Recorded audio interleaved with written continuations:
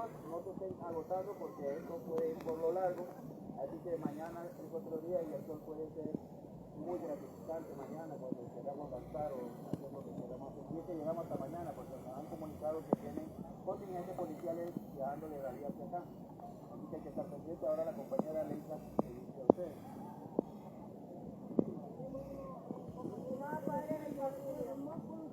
En realidad yo les sugiero que no se entretengan en nada y los que están en el estado físico por favor se retiren, porque en realidad no estamos en una fiesta, es algo serio y no estamos aquí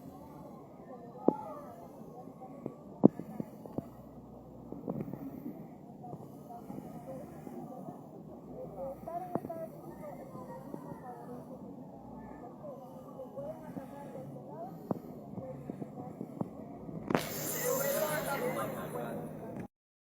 Y siguen bajando, van subiendo más.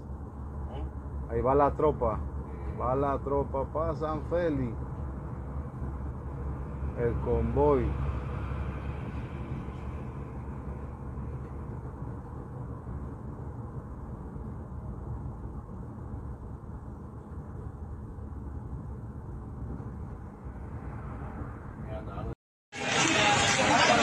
Un jersey aquí ven.